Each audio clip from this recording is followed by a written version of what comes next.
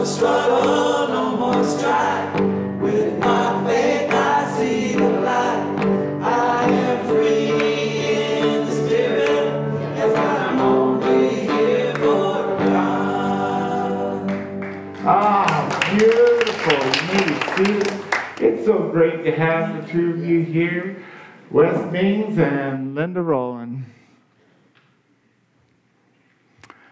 Wow. I love the beautiful prayer for protection.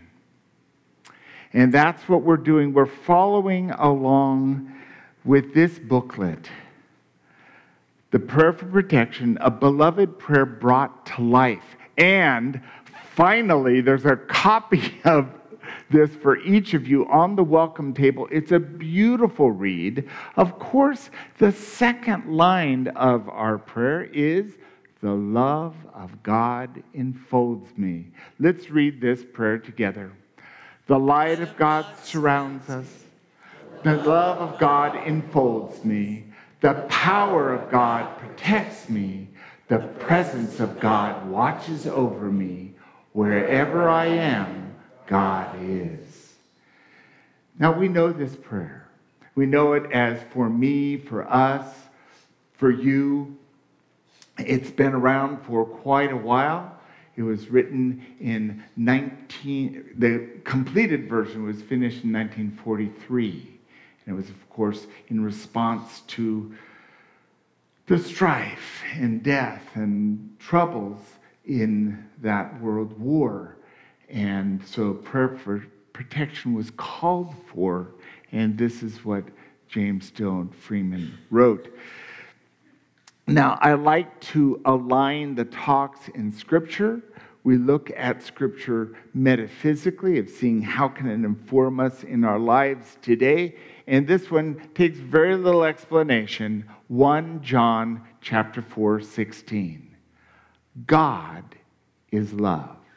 And those who abide in love abide in God. And God abides in them. We are one with God. And in our oneness with God, we live our lives in Godness. And in that Godness is where God is. Simply put, it's why we are called unity. We're all unified in this field of oneness in God's love. And this stanza of this prayer, the love of God enfolds me, is always true. We may not always be aware of it, but it's always true. Now, Reverend David B. Adams of Independence, Missouri, writes this from our booklet. Love is capable of attracting us towards its likeness in others. It inspires us to come together to build a beloved community. As we learn to live in cooperation with the abiding principle of love, we more fully grow in our potential as one human family. Now, this is magnificent as a high principle, isn't it? We can all align and say, yes, this is good. And yet, how close is this to our everyday experience? Where we're just in complete cooperation in love. I go in and out of it. I'm aware of it. I'm grateful for it. And then I look at something else and go, well, what is that all about? Anyone have that experience? Yes. Life showing up as life is and going, I don't see God in that. Anyone say that? Anyone realize that? Now, the truth is, there's only God. God's in the good, in the love, in the joy, and God's in the pain. God's in the strife. We would not survive if there wasn't God in all there is. But it takes a spiritual adventurer to decide to see God in every situation. In the divorce, in the diagnosis, in the stub toe, in the person who cuts you off on the freeway, in the souffle that doesn't rise. It happens. It happens. A key lime pie that just doesn't sit. Still tasty. We have a journey to accept the absolute truth that the love of God enfolds us. Also from our booklet is a writing by Reverend Bronte Colbert. And Reverend Bronte is at Unity Athens in Georgia. And she says, God's love is given to us freely. It is pure, without judgment. It is not parceled out according to some valuation of our worth. We are worthy of divine love no matter what. We can receive it despite any self-judgment we may hold, any regrets, any error thinking, or any poor choices we feel we have made.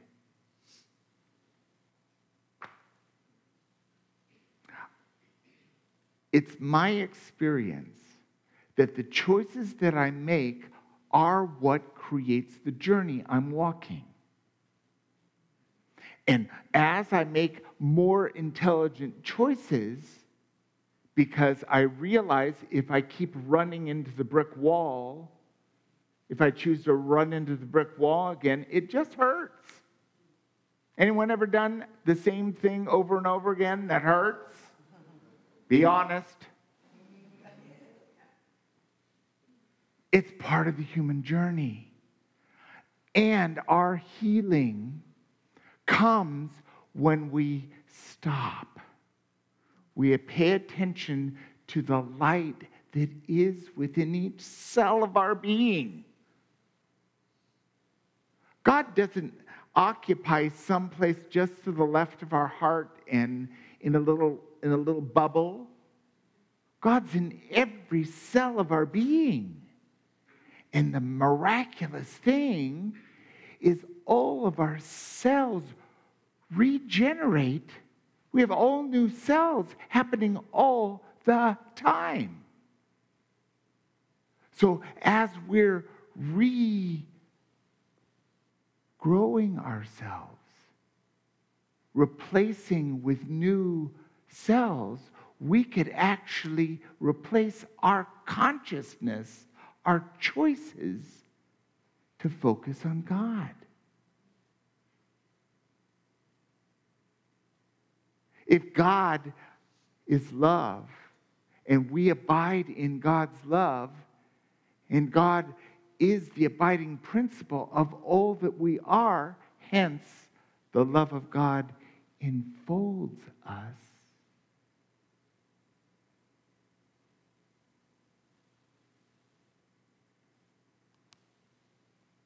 And life happens. Right now in my life, I'm aware that there's old thoughts, old feelings that bubble up. And it's like, why did you come out of the closet? What box did you come out of? And I need to accept it, own it, forgive it, release and let go, and return to love. And this is how, from that beautiful prayer from Marianne Williamson, how we can move from that pain to love, from hatred to love, from numb to love. Anyone have anything going on in their life that they're ready to set down and choose love? Anyone? Yes.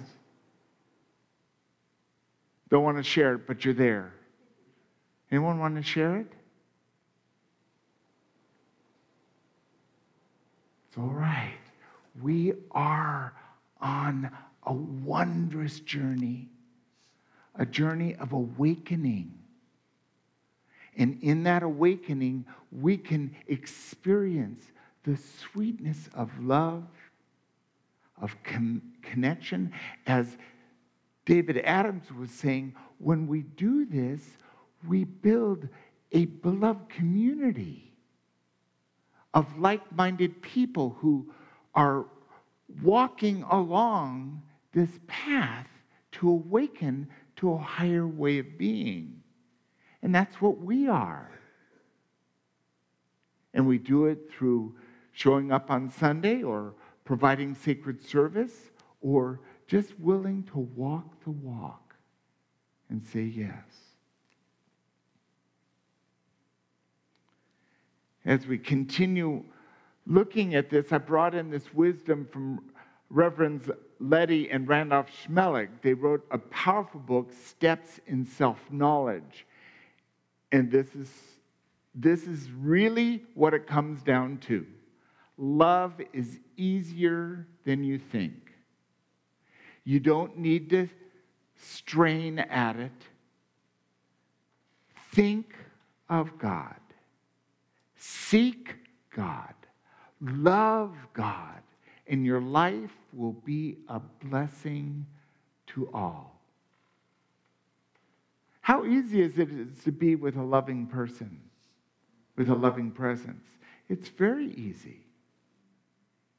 And the only way we can get there is our master teacher Jesus said, love God with all your heart and soul. This is the greatest commandment.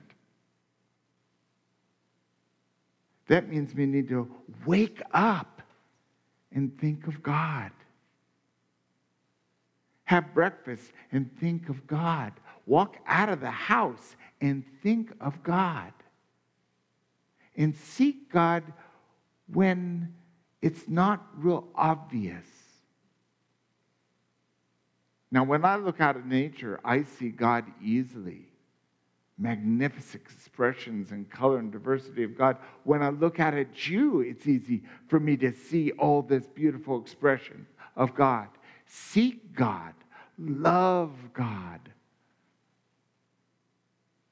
If you put God on the top of your love list every day, what difference would it make in your day? You might give it a try.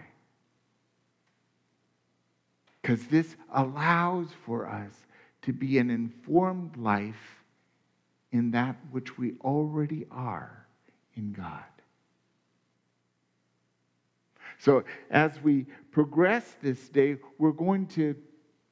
I brought forth this idea direct from the wonderful Louise Hay. She offered this.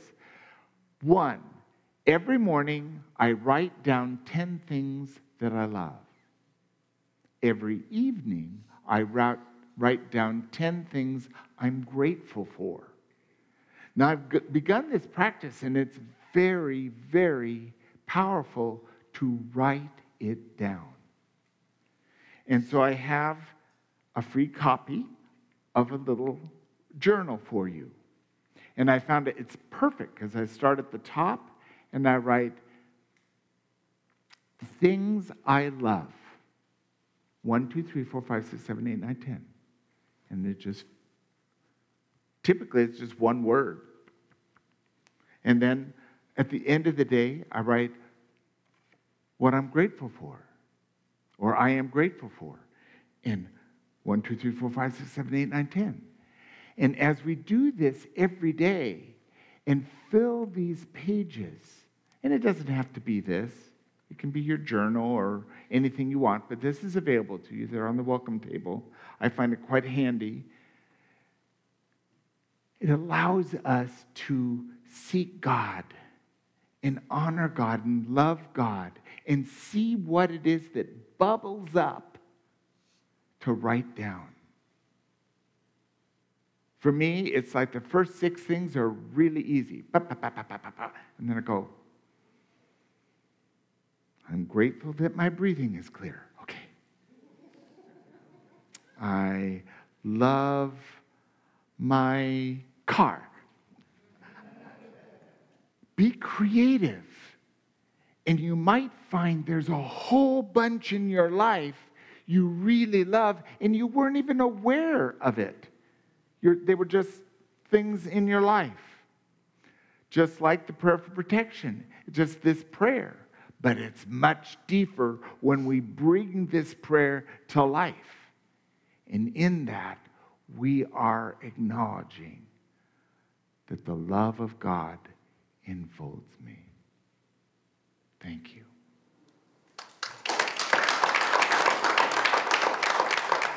Put a